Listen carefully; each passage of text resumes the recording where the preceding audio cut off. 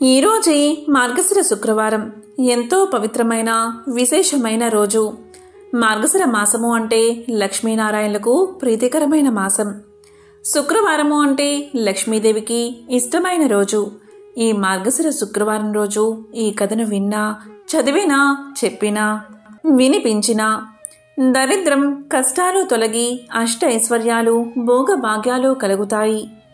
ఆ లక్ష్మీనారాయణల అనుగ్రహం తప్పకుండా మీకు కలుగుతుంది. మరి ఆ కథ ఏంటో ఇప్పుడు ఈ వీడియోలో తెలుసుకుందాం. భక్తులారా, శ్రీ మహాలక్ష్మి యొక్క షష్టమ కలయే శ్రీ విజయలక్ష్మీదేవి. ఆమె అనుగ్రహం లేకపోతే మన పనులన్నీ నిరర్ధకాలే అవుతాయి.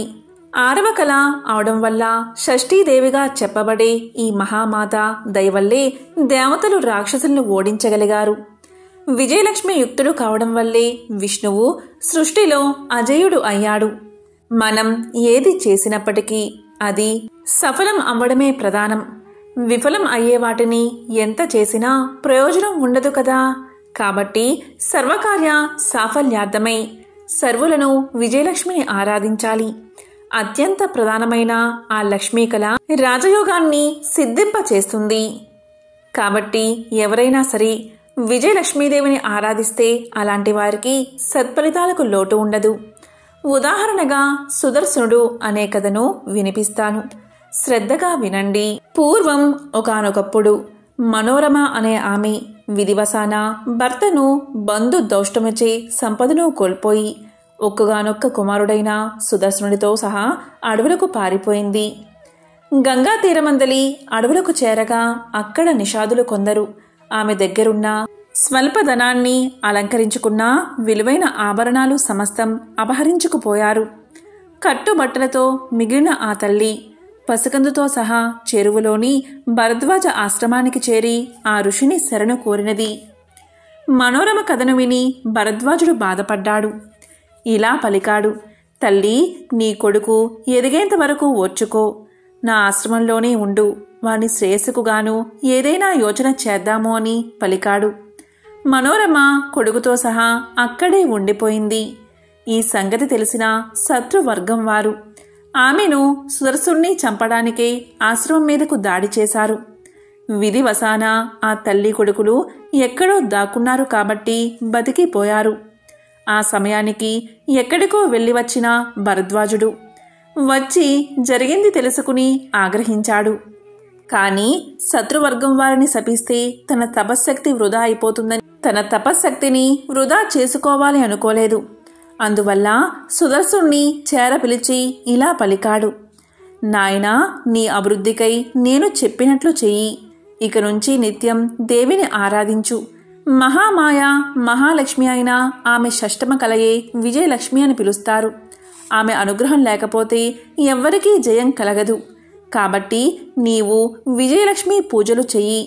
ఆమె నిన్ను కాపాడుతుంది అని బోధించి సుదర్శనుడికి మంత్రోపదేశం చేశాడు. అప్పట్నుంచి సుదర్శనుడు ఆ మంత్రాన్ని నిత్యము జపించసాగాడు.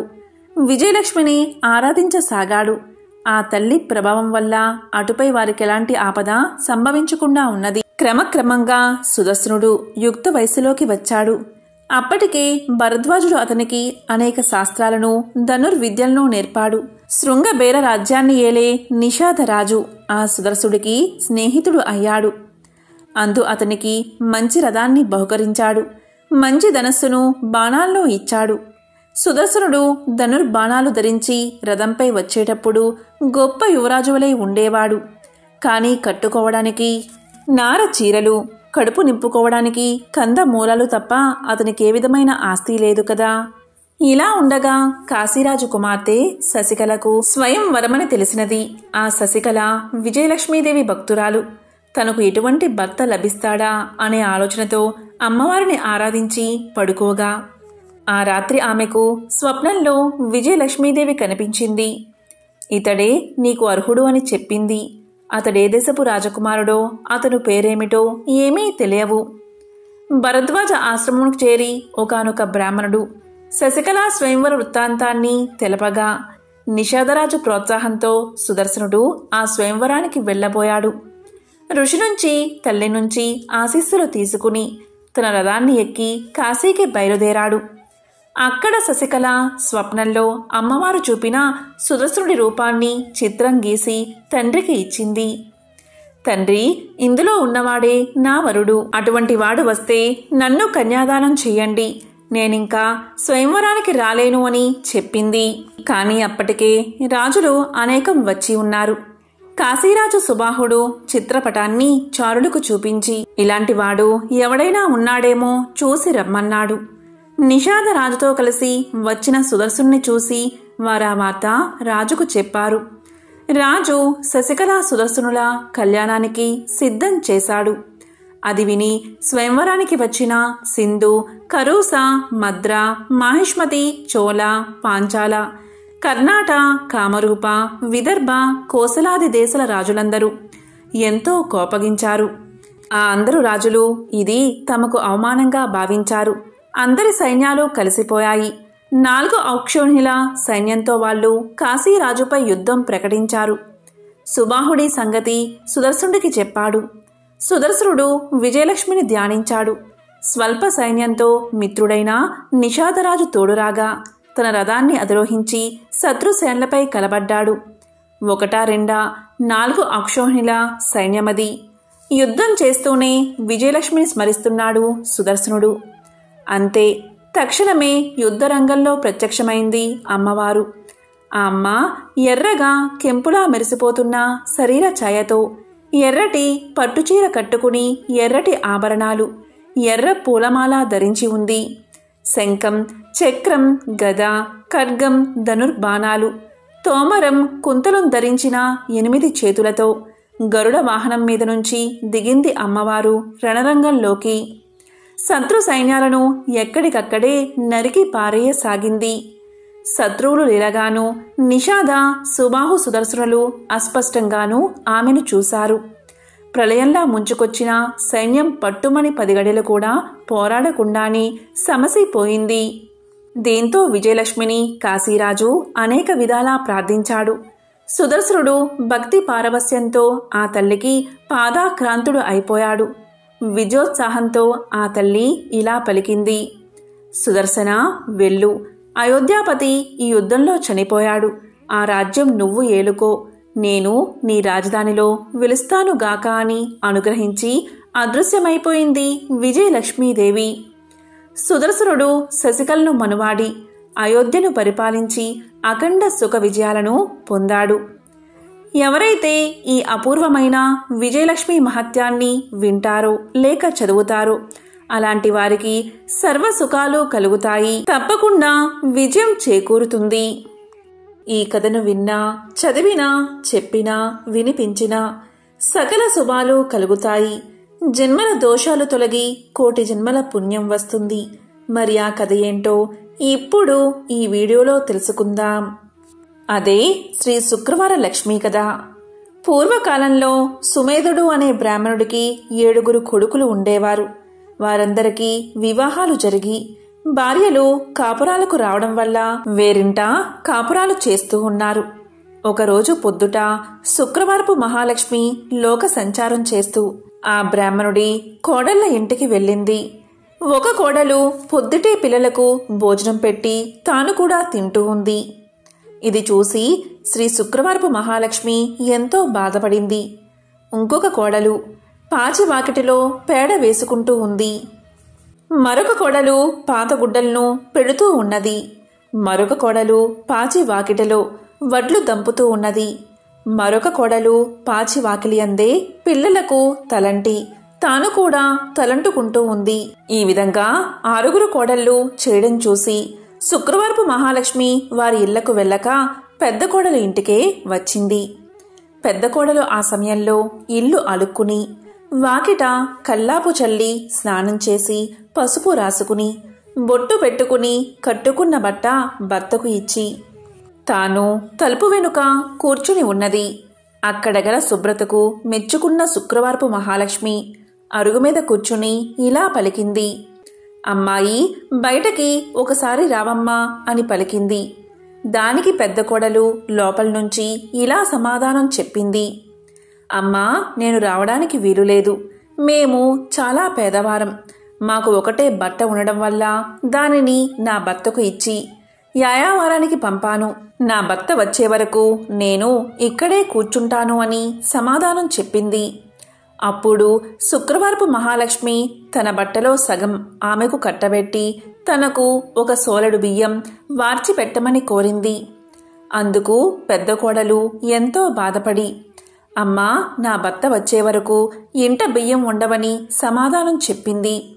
అప్పుడు శుక్రవారపు మహాలక్ష్మి ఇలా పలికింది, అమ్మా, నీవు శుక్రవారపు మహాలక్ష్మి మా ఇంటికి వచ్చింది. ఆమెకు ఈ సరుకులు కావాలని వర్తకులకు చెప్పి కావలసినవి తెచ్చుకోమని చెప్పి ఆ బ్రాహ్మణ స్త్రీని పంపించింది. దాంతో పెద్ద కోడలు శుక్రవారపు మహాలక్ష్మి చెప్పిన ప్రకారం కోమటి ఇంటికి వెళ్లి తన ఇంటికి శుక్రవారపు మహాలక్ష్మి వచ్చిందని తెలిపి పప్పు, బియ్యం, మిగతా వంటకు కావలసిన పదార్థాలన్నీ ఇమ్మని కోరగా అతడు వాటన్నిటినీ ఇచ్చాడు. తరువాత పెద్ద కోడలు శుక్రవారపు మహాలక్ష్మి చెప్పిందని తెలుగువాని దగ్గరకు వెళ్లి మా ఇంటికి శుక్రవారపు మహాలక్ష్మి వచ్చింది, ఆమెకు ఈ పదార్థాలు కావాలని తెలుగులవాణ్ణి కోరగా తెలుగులవాడు తెలగపిండిని, నూనెను ఇచ్చాడు. ఆ తరువాత పెద్ద కోడలు కంచెల దగ్గరకు వెళ్లి కంచెల దగ్గర శుక్రవారపు మహాలక్ష్మి మా ఇంటికి వచ్చింది, ఆమెకు ఈ పదార్థాలు కావాలని కోరగా కంచరి ఇంటి దగ్గర పాత్ర సామాగ్రిని ఇచ్చాడు.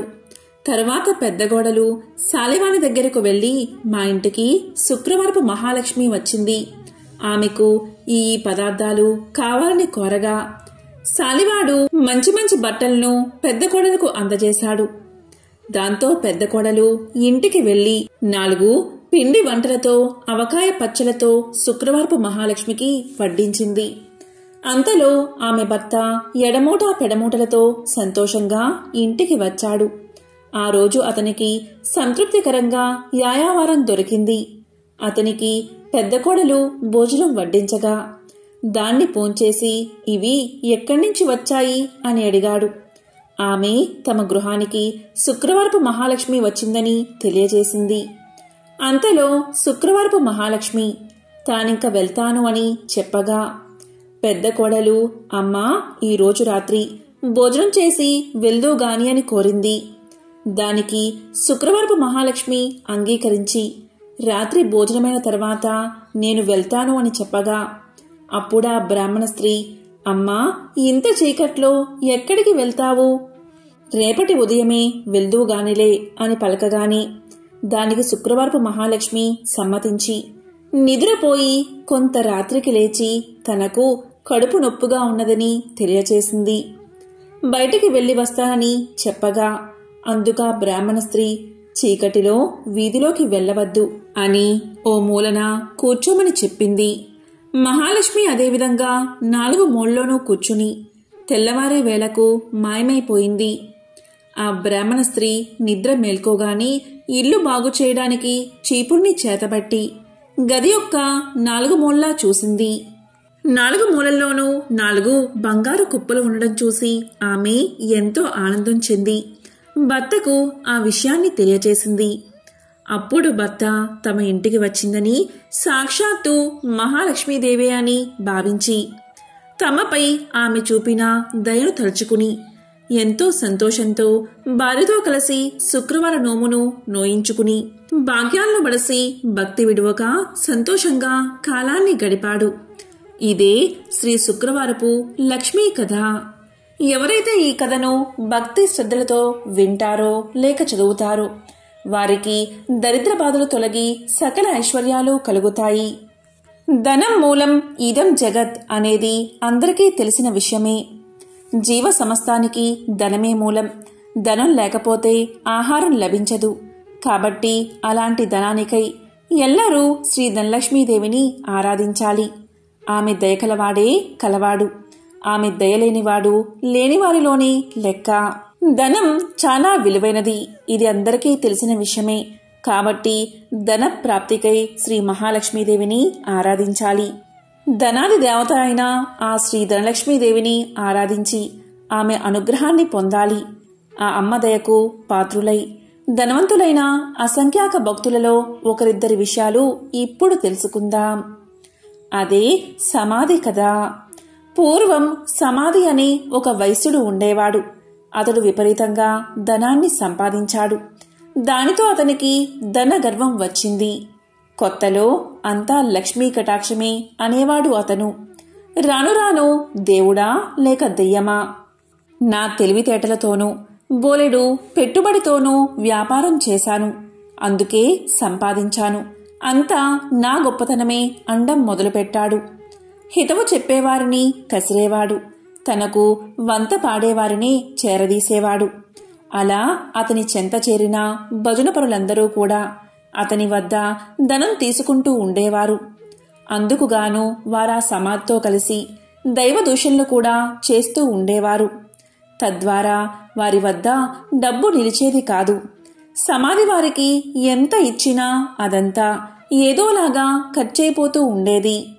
పనికిమాలిన వారికి అనవసరపు ఖర్చులకు డబ్బు ఇచ్చి ఇచ్చి అవసరానికి డబ్బు లేక డాబోసరికి తన పలుకుబడిపై అప్పులు చేసి చేసి అవి తీర్చలేక సమాధి దరిద్రుడైపోయాడు.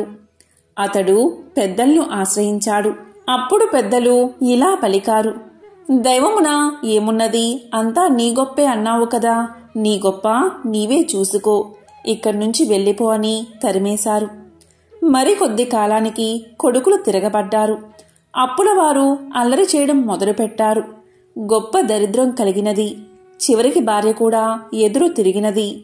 నీ వంటి దరిద్రుడితో నేనుండలేను అని చెప్పి పుట్టింటికి వెళ్ళిపోయింది. రుణదాతలకు కుటుంబ ఘాతకులకు వెరచి ఒకానొక రాత్రివేళ సమాధి అడవుల పట్టిపోయాడు. ఈ సమాధి గురించి బాగా తెలిసిన ఒక మిత్రుడు అతనికి సహాయం చెయ్యాలి అనుకున్నాడు. కాని తక్కిన వ్యాపారులు అడ్డుపడుతూ ఉండడం వల్ల ఒకరోజు ఆ మిత్రుడు ఒక చేతికర్ర దొలిపించి అందులో ఖరీదైన వజ్రాలు వేసి సమాధికి ఇచ్చాడు. అప్పుడా మిత్రుడు సమాధితో ఇలా పలికాడు, సమాధి, నీవు దరిద్రంచే బాధపడుతూ ముసలివాడివలే అయిపోయావు. నేను ప్రత్యక్షంగా ధనమిస్తే ఇతర వ్యాపారులతో నాకు గొడవ వస్తుంది. కాబట్టి నీ చేతికి ఊతంగా ఈ కర్రను తీసుకో అని చెప్పాడు.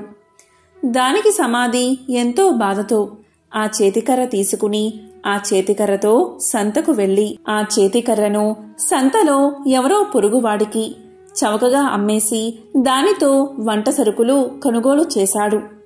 సమాధి చేసింది విని మిత్రుడు ఎంతో బాధపడ్డాడు. సమాధి యొక్క దరిద్రావస్థను ఎలాగైనా తప్పించాలని ఆ మిత్రుడు మరొకసారి సమాధిని పిలిచి ఇలా పలికాడు, సమాధి, ఈ గుమ్మడికాయ తీసుకో అని ఒక గుమ్మడికాయ ఇచ్చాడు. దాని నిండుగా బంగారు కాసులు పోసి ఇచ్చాడు. ఇంటికి వెళ్లి దాన్ని పగలగొడితే ధనం కనిపిస్తుంది కదా అని ఆ మిత్రుడి ఆలోచన. కాని సమాధి ఆ గుమ్మడికాయను వేరొక కూరగాయల వ్యాపారికి అమ్మేసి ఆ చిల్లరతోని ఇంటికి వెళ్లిపోయాడు. మిత్రుడు సహకరించినా ఆ సహాయం పొందక దరిద్రబాధలు భరించలేక సమాధి ఒకరోజు అడవులకు పోవడానికి నిశ్చయించుకున్నాడు. ఇది తెలిసిన అతని మిత్రుడు మార్గమధ్యలో మోహరేలు గుట్ట పోయించాడు. కాని సమాధి ఆ దారికి రాగానే ధనలక్ష్మి కళ్ళలో పడినది. అతని కళ్ళు నలుపుకుంటూ పోయి పోయి మోహరేల గుట్టపై పడి, చీచి, ఎవరో దారిలో రాళ్లగుట్ట పోశారు అని వాటిని అటూ ఇటూ చిమ్మి కళ్ళు నలుపుకుంటూ తన దారిన తాను పోయాడు. అంతా మిత్రునికి చూపి, చూసారా, ధనలక్ష్మి యొక్క అనుగ్రహం తప్పితే ఎలా అవుతుందో, మనమెంత మంచి చేసినా వంచింపబడుచూ ఉంటాడు అని చెప్పాడు. తరువాత సమాధి అడవులకు చేరుకుని తన కష్టాలకై ఏడుస్తూ ఉండగా ఒకానొక ముని అతన్ని చూసి అతని దీనకథను విని ఇలా పలికాడు, సమాధి, కేవలం ధనలక్ష్మిని తూలనాడి ఆమె పూజకు ఆటంకం కలిగించడం వల్లే నీకీ కష్టం కలిగినది. ఇంతకు మించి మరొకటి లేదు. నా మాట విని ధనలక్ష్మీదేవిని పూజించు. ధనం నీకు సమకూరుతుంది. ఆమె బీజమునే జపించు అని పలికి మంత్ర బీజాన్ని చెప్పి జప విధానం చెప్పి మహర్షి వెళ్ళిపోయాడు. సమాధికి మరొక మార్గమేది కనబడకపోవడం వల్ల గతిలేని వాడై ఆ మంత్రాన్ని జపించసాగాడు. అలా చెయ్యగా చెయ్యగా ఒకనాడు అతని భార్య ఆ అడవిలోనే తారసపడినది. పెళ్లి చేశాక భర్త సజీవుడై ఉండగా ఆడది పుట్టింట ఉండరాదు. కష్టమో సుఖమో భర్తతోటే లోకం. పొమ్మని ఆమె పుట్టింటివారు తరిమేశారని చెప్పింది. ఆమె తనతో తెచ్చిన స్వల్ప ధనాన్ని సమాధికి ఇచ్చి క్షమించమని కోరింది. అతి త్వరలో దీపావళి రాబోవుచుండడచే సమాధి ఆదనంతో నగరానికి వెళ్లి తగు సామాగ్రలు కొని అదేవిధంగా పురోహితుడికి క్షమాపణ చెప్పుకుని తనతో పాటు అడవులకు తీసుకువచ్చాడు. దీపావళి రాత్రి యథావిధిగా యథాశక్తిగా ధనలక్ష్మీ పూజను చేసుకున్నాడు సమాధి. దానితో సంతృప్తిగా శాంతించిన ధనలక్ష్మి సమాధిని అనుగ్రహించింది. దాంతో పురోహితుడు ఊరిలోనికి పోయి సమాధి ఉనికిని అతనిలోని మార్పును అందరికీ తెలియచేశాడు. సమాధి మిత్రుడు అలాగే విప్రుడు కూడా దీన్ని సమర్థించారు. అవును, అమ్మవారిని కించపరచడం వల్లే అతనికి ఇటువంటి గతి పట్టింది కాని సమాధి చెడ్డవాడు కాడు అని మరీ మరీ చెప్పగా ఇతర వ్యాపారులు కూడా ఆలోచించి సమాధిని తిరిగి ఊరిలోకి పిలిచారు. మిత్రులు ఇచ్చిన పెట్టుబడితో సమాధి మరలా వ్యాపారాన్ని ప్రారంభించి నిత్యము ధనలక్ష్మీదేవిని పూజిస్తూ ఆ తల్లి అనుగ్రహం వల్ల అతని వ్యాపారం అభివృద్ధి చెందడం వల్ల తిరిగి కోటీశ్వరుడుగా మారి సకల సౌభాగ్యాలతో తులతూగుతూ ఉన్నాడు. కాబట్టి ఎవరైతే ప్రతి గురు శుక్రవార రోజుల్లోనూ అష్టమి, నవమి, దశమి, పౌర్ణమి తిథులయందు ఆ అమ్మవారిని పూజించి ఈ కథను వింటే ధనలక్ష్మీదేవి యొక్క అనుగ్రహానికి పాత్రులు అవుతారు. ఈ కథ విన్నా చదివినా సర్వశుభాలు చేకూరతాయి. ఇదే ధనలక్ష్మీదేవి యొక్క కథ. త్రిలోక సంచారి అయిన నారద మునికి ప్రతిదీ తెలుసుకోవాలనే ఆతృత ఉంటుంది. ఇది మనందరికీ తెలిసిన విషయమే. అదేవిధంగా నారదముని ఒకసారి ఆతృతగా లక్ష్మీదేవిని ఇలా అడుగుతాడు. అమ్మా లక్ష్మీదేవి, మీరెప్పుడూ కూడా విష్ణుమూర్తి పాదాలను ఎందుకు నొక్కుతారు అని అడుగుతాడు. దానికి లక్ష్మీదేవి ఇలా సమాధానం చెప్తుంది. మానవుల నుండి భగవంతుడి వరకు గ్రహాలన్నీ తన్ను ప్రభావితం చేస్తాయని లక్ష్మీదేవి సమాధానం చెప్తుంది. ఈ గ్రహాల చెడు ప్రభావం శ్రీహరి పాదాలను నొక్కడం ద్వారా ముగుస్తుంది. కాబట్టి ఆమె తన శ్రీహరి పాదాలను నొక్కుతుంది అని సమాధానం చెప్తుంది. ఒక మహిళ చేతిలో దేవతల సర్వోన్నతుడైన బృహస్పతి నివసిస్తాడు. రాక్షసుల గురువు శుక్రాచార్యుడు మనుషుల పాదాలలో నివాసముంటాడు. భార్య తన భర్త పాదాలను నొక్కినప్పుడు గ్రహాల యొక్క చెడు ప్రభావాలను నివారించడంతో పాటు సంపద కూడా వృద్ధి అవుతుందని లక్ష్మీదేవి విష్ణు పాదాలను నొక్కడానికి కారణమని ఆమె ఎంతో సులువుగా నారదుడికి సమాధానం చెప్తుంది. లక్ష్మీదేవి ఐశ్వర్యానికి దేవత, జ్యేష్ఠాదేవి దారిద్ర్య దేవత. ఒకసారి వీరిద్దరికీ ఒక చిన్న అనుమానం వచ్చింది. ఆ అనుమానం ఏంటి అంటే తమలో ఎవరు చాలా అందంగా ఉన్నారో అని. ఈ విషయమై వీరిద్దరూ వాదించుకుంటూ ఉండగా వారికి ఎదురుగా ఒక వ్యాపారి వస్తువు కనిపించాడు. ఇక వాదించడం ఆపేసి ఆ వ్యాపారిని అడిగి నిజం తెలుసుకోవాలి అనుకున్నారు అక్కా చెల్లెళ్ళు. అలా అనుకున్నదే తడవుగా జ్యేష్ఠాదేవి లక్ష్మీదేవిలు అతడి ముందుకు వెళ్లి నిల్చున్నారు. తామిద్దరం ఎవరమో కూడా అతడికి వివరించి చెప్పారు. ఐశ్వర్య దేవత లక్ష్మీదేవి, దారిద్ర్య దేవత జ్యేష్ఠాదేవి ఇద్దరూ ప్రత్యక్షమై కనిపించి అలా అడిగేసరికి ఆ వ్యాపారికి నోట మాట రాలేదు. ఇద్దరూ ఒకేసారి కనిపించినందుకు సంతోషించాలో లేక బాధపడాలో కూడా అతనికి అర్థం కాలేదు.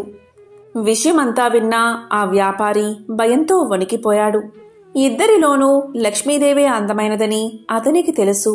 అయితే నిజాన్ని చెబితే జ్యేష్ఠాదేవికి కోపం వస్తుంది. ఆమెకు కోపం వస్తే తనను ఇంకా పేదవాడిని చేస్తుందని తెలుసు. ఇక లక్ష్మీదేవి అందంగా లేదని చెబితే ఆమెకు కోపం వస్తుంది. ఆమెకు కోపం వస్తే తనకున్న ఈ మాత్రం సంపదను కూడా లేకుండా చేసేస్తుంది. ఏం చేసేది భగవంతుడా అంటూ తలపట్టుకున్నాడు. ఇంతలో ఆ వ్యాపారికి ఒక మెరుపులాంటి ఆలోచన వచ్చింది. ఏదైతే అది అయిందని మనసుకు సర్ది చెప్పుకున్న ఆ వ్యాపారి ఆ దేవతలిద్దరికీ నమస్కారం చేశాడు. వెంటనే ఆ వ్యాపారి ఇలా చెప్పాడు. అమ్మా, ఓ మహాలక్ష్మి, నువ్వు ఇంట్లోకి వస్తున్నప్పుడు నీ అంత అందమైన స్త్రీ భూలోకంలో కానీ స్వర్గలోకంలో కానీ ఎవరూ ఉండరు అని చెప్పాడు. అలాగే జ్యేష్ఠాదేవి వైపు చూసి, అమ్మా, ఓ జ్యేష్ఠాదేవి, నువ్వు ఇంటి నుంచి బయటకు వెళ్తుంటే నీ అందం సొగసు వర్ణించేందుకు మాటలు చాలవు. ఆ సమయంలో నీ అందాన్ని ఎవరితోనూ పోల్చలేమో అని సమాధానం చెప్పాడు. ఆ వ్యాపారి ఎవరి మనసులో నొప్పించని విధంగా చెప్పిన తీరు జ్యేష్ఠాదేవి లక్ష్మీదేవులను సంతృప్తిపరిచింది.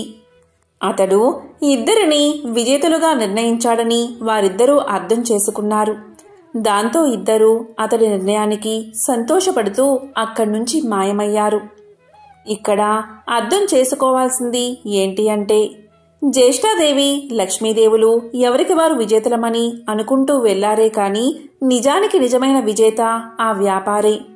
ఎందుకంటే అతడు ఐశ్వర్య దేవత అయిన లక్ష్మీదేవి అభిమానాన్ని పొందడమే కాదు, లక్ష్మీదేవి బద్ధ శత్రువైన జ్యేష్ఠాదేవిని సైతం సంతృప్తిపరిచాడు. కాబట్టి నిజమైన విజేత ఆ వ్యాపారే. లక్ష్మీదేవి అదృష్టానికి శుభానికి సంకేతం, అయితే జ్యేష్ఠాదేవి దరిద్రానికి సంకేతం. పురాణాల ప్రకారం లక్ష్మీదేవి జ్యేష్ఠాదేవులు ఎవరు ఎక్కడ ఉండాలి అనే విషయం గురించి చర్చలు మొదలవుతాయి. ఈ క్రమంలోనే లక్ష్మీదేవి వెళ్లి సముద్ర గర్భంలో దాక్కుంటుంది.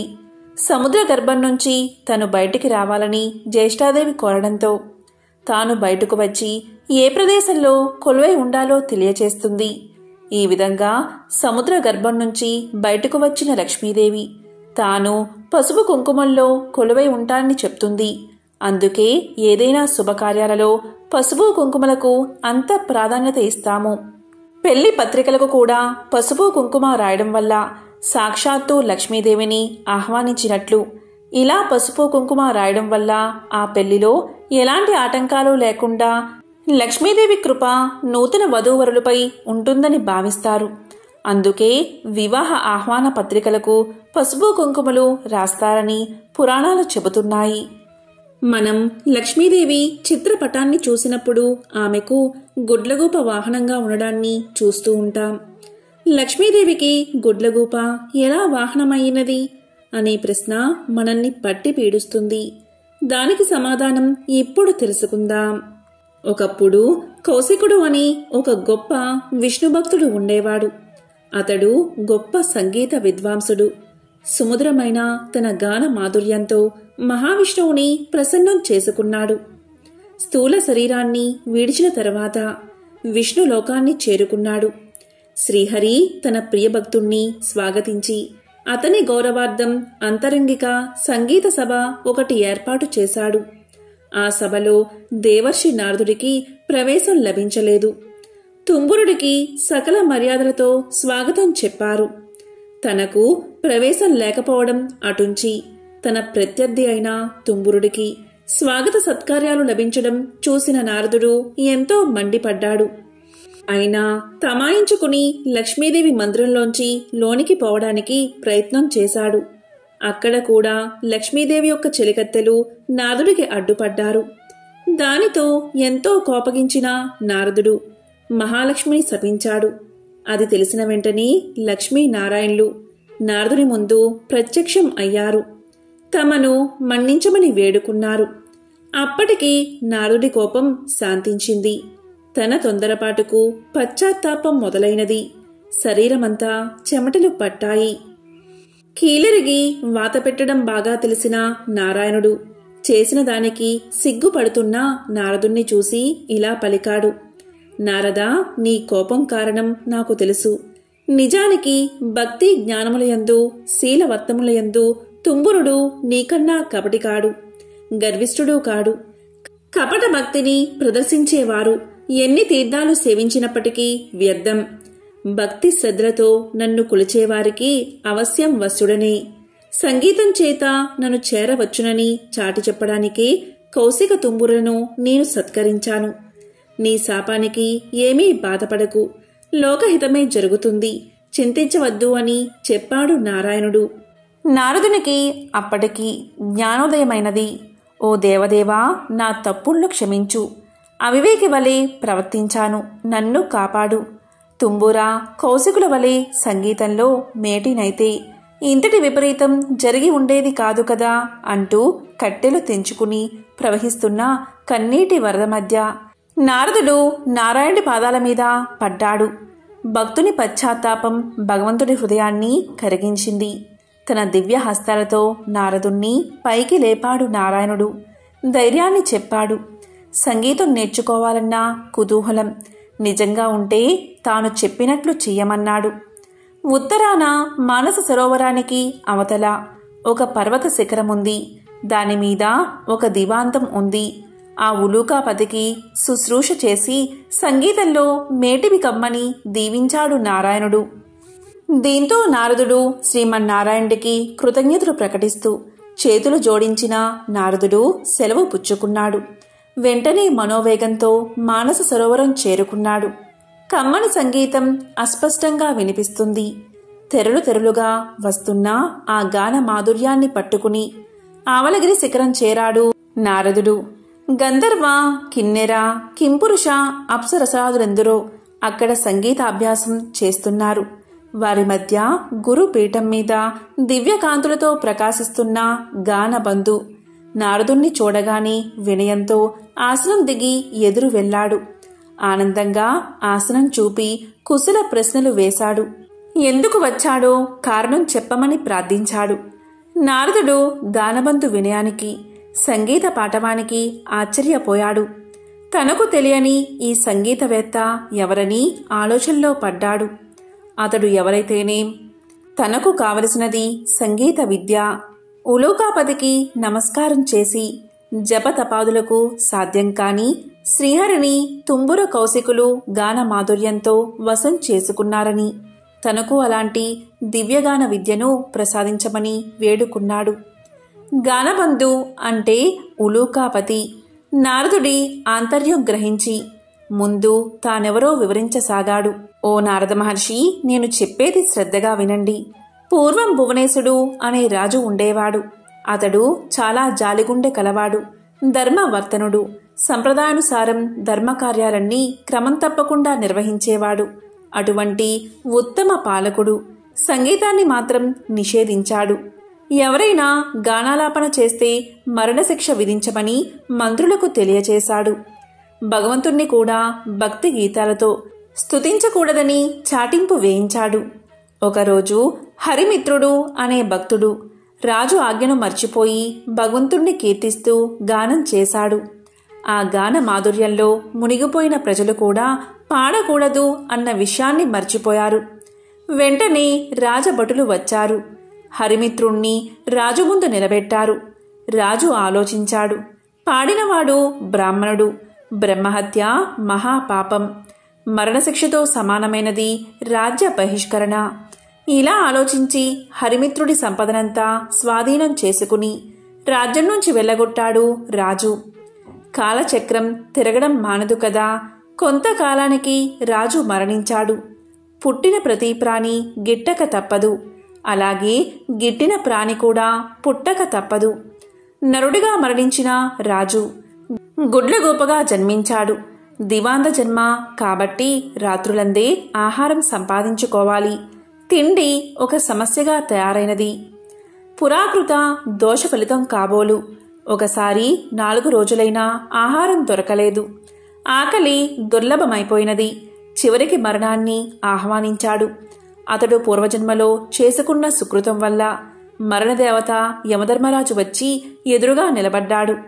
ప్రాణం తీయకుండా ఎదురుగా నిలబడ్డ యముణ్ణి చూసి, ధర్మరాజా, ఎందుకు ఈ విధంగా నన్ను బాధపెడుతున్నావు? నేను గత జన్మలో రాజుగా ప్రజలపై ఎంతవరకు దయాదాక్షిణ్యాలు చూపించాలో అంతవరకు చూపించాను. నీవెందుకు నాపై దయ చూపవు అన్నాడు భువనేశుడు. దివాంత స్థితికి యమధర్మరాజు ఎంతో జాలిపడ్డాడు. తాను చేసిన తప్పేమిటో తెలియకుండా ఎవరైనా శిక్ష అనుభవించడం ధర్మం కాదు కదా. తెలిసినప్పుడే కదా పశ్చాత్తాపం కలిగేది. అలా ఆలోచించి అసలు విషయం చెప్పాడు యమధర్మరాజు. దివాంతమా, నీవు రాజుగా ఉన్నప్పుడు అనేక సత్కార్యాలు చేసిన మాట నిజమే. కాని పరమాత్ముణ్ణి వేద మంత్రాలతో మాత్రమే స్తుతించాలని శాసించడం నీ మూర్ఖత్వం. పరమ పావనమైన సంగీతంతో హరికీర్తన చేసిన హరిమిత్రుణ్ణి శిక్షించిన పాపం తక్కువైంది కాదు కదా. ఆ పాప ఫలితం కొండంతై. నీకు లభించిన పుణ్యఫలానికి మించిపోయింది. అదే నేడు నిన్ను పట్టి పీడిస్తుంది. విష్ణు భక్తులకు చేసిన కీడు నీకీ అవస్థ తెచ్చిపెట్టింది. దీని నుంచి బయటపడ్డం ఎవరికీ సాధ్యం కాదు. సమవర్తి చెప్పింది విన్నాక, అంటే యముడు చెప్పింది విన్నాక గాని దివాందానికి తాను చేసిన తప్పేమిటో అర్థం కాలేదు. ఏ మార్గంలో అయినా భగవంతుణ్ణి స్తుతించవచ్చు అనే జ్ఞానం కలిగింది. చేసిన తప్పుకు క్షమించి ఎలా అయినా బయటపడే మార్గం చూపించమని ధర్మదేవత పాదాల మీద పడ్డాడు. దీంతో యముడి హృదయం కూడా ద్రవించింది. ఉలూకరాజా, చేసిన తప్పుకు శిక్ష అనుభవించక తప్పదు. దేనికి మించిన శిక్ష అనుభవించినచో శిక్షాకాలం తగ్గుతుంది. అంగీకరిస్తే ఆ గుహలోనికి రా. అందులో నీ గత జన్మ దేహముంది. అందుండి రోజుకు కొంత మాంసాన్ని చీల్చుకుని భక్షించు. అది పూర్తయిన తర్వాత నీకు శుభం కలుగుతుంది అని దీవించి వెళ్ళిపోయాడు. ఓ మహర్షి, ఆ దురదృష్టవంతుణ్ణి నేనే. ఆ తరువాత నేనొక రోజున నా శవం వద్ద కూర్చుని ఉండగా దివ్య తేజస్వి అయిన ఒక బ్రాహ్మణుడు రథంలో పోతూ నా ముందున్న శవాన్ని చూసి రథాన్ని ఆపాడు. దగ్గరకొచ్చి చూసి, ఇది భువనేశ్వరి కాయం వలె ఉన్నది. ఇది ఇక్కడెలా పడి ఉన్నది? దీన్ని ఈ పక్షి తినడమేమిటి అంటూ ఆశ్చర్యాన్ని ప్రకటించాడు. అప్పటికి నేను ఆ విప్రుణ్ణి గుర్తించాను. అతడు నా చేత బహిష్కరించబడిన హరిమిత్రుడు. వెంటనే అతని పాదాలపై పడి ప్రార్థించాను. తప్పుకు క్షమించమని అడిగాను. దుఃఖాశ్రువులు నేల రాలుతూ ఉండగా యమధర్మరాజు తెలియచేసిన విషయమంతా వివరించాను. హరిమిత్రుడు అది విని చలించిపోయాడు. తన అంతరంగ భావమునకు అనుగుణంగా ఇలా పలికాడు. నీ బాధలు చూస్తుంటే నాకెంతో విచారం కలిగింది. నీవు నా ఎడల చూపిన కాఠిన్యం నేను ఆ రోజునే మర్చిపోయాను. నీవు అనుభవించిన బాధ ఇక చాలు. ఈ క్షణం నుంచి నీకు బాధన్నది లేకుండా ఉండుగాక. గొప్ప సంగీత విద్వాంసుడివై లోకంలో ఉత్తమ సంగీత విద్యను బోధిస్తావు కాక అంటూ అతడు నా కృతజ్ఞతను స్వీకరించి వైకుంఠానికి వెళ్ళిపోయాడు. అతని దీవెనలు ఫలించి నేను ఇలా ఉన్నాను అంటూ గానబంధు తన కథంతా వివరించాడు. ఆ తరువాత నారదుడు గానబంధు విద్వాంసుని శిష్యుడయ్యాడు. తొలి రోజునే సంగీతం ఎలా నేర్చుకోవాలో అనే విషయం మీద పాఠం చెప్పాడు. సంగీతం ఒక దివ్య కళ అన్నాడు. తపంతో కాని తామసంతో కాని అది పట్టుబడదు అన్నాడు. కళ కోసం జీవితాన్ని అర్పించాలి అన్నాడు. కష్టపడి నిరంతరం సాధన చేస్తే ఎవరైనా అపురూపమైన ఈ కళలో ఆధిక్యం సాధించవచ్చు అన్నాడు. గౌరవభావం మొహంలో ఉట్టిపడుతూ ఉండగా వినయంగా తలవంచుకుని ఆలకించాడు నారదుడు. ఆ సాధన అలా 1000 ఏళ్లు గడిచాయి. కఠోరమైన దీక్షతో నారదుడు 3 లక్షల రాగాలలో మంచి ప్రావీణ్యం గడించాడు. సహపాఠులంతా పొగిడేస్తుంటే సంగీతంలో ఇక తనకు తిరుగులేదనే గర్వంతో ఉబ్బిపోయాడు. అమిత ఆనందంతో గురువును చేరి కృతజ్ఞతలు చెల్లించాడు. గురుదక్షిణ చెల్లిస్తాను, ఏమి కావాలో సెలవివ్వమన్నాడు. ఎంతటి కోరికైనా సంశయించవద్దు అన్నాడు. శిష్యుడి పలుకులు విన్న ఆ గురువు ఎంతగానో సంతోషించాడు. ఓ మహర్షి, దేవర్షులైన మిమ్మల్ని నేనేమి కోరగలను? దివాందమునకు కావలసిన అవసరాలు ఏముంటాయి? శిష్యుడివి అయినందున ఏదో ఒకటి కోరుకోక తప్పదు. ఈ ధరాతలం నిలిచి ఉండే వరకు సంగీత కళతో పాటు నేను సైతం లోకంలో గుర్తుండేలా వరాన్ని ప్రసాదించు అని తన మనసులోని మాటను బయట పెట్టాడు. అప్పుడు నారదుడు విశాలంగా నవ్వాడు. ఓ గురువర్యా, ఇది మరీ చిన్న కోరిక. ఈ చిరు కోరిక మీకున్న సంగీత పాండిత్యం తీర్చగలదు. శిష్య ప్రశిష్య కోటి వలన భూతలమున సంగీత కళ నిలిచి ఉన్నంత వరకు మీ కీర్తికి అంతులేదు. మీరు చేసిన ఈ మహోపకారానికి గురు దక్షిణగా లక్ష్మీనారాయణల కటాక్షం, వారి సేవా భాగ్యాన్ని, శాశ్వత సన్నిధానమును ప్రసాదిస్తున్నాను. ప్రళయం సంభవించిన వేళ శ్రీ మహావిష్ణువునకు గరుత్మంతుని వలె శ్రీ మహాలక్ష్మికి నీవు వాహనమై తరింతువుగాక అంటూ శిష్యుడికి కానుకను దేవర్షిగా వరాన్ని సమర్పించి సెలవు తీసుకున్నాడు నారదుడు. ఈ విధంగా గానబంధు అనే గుడ్లగూప లక్ష్మీదేవికి వాహనంగా మారింది. ఎంతో పవిత్రమైన విశేషమైన ఈ మార్గశిర శుక్రవారం రోజు ఎవరైతే ఈ కథలను వింటారో లేక చదువుతారో వారికి శ్రీ మహాలక్ష్మీదేవి యొక్క అనుగ్రహం, కరుణా కటాక్షాలు తప్పకుండా కలుగుతాయి. రుణ సమస్యలు తొలగి లక్ష్మీ కటాక్షం కలుగుతుంది. ఓం శ్రీ మహాలక్ష్మీయే నమః. ఓం నమో నారాయణాయ. ఓం శ్రీ మాత్రే నమః. ఓం నమః శివాయ.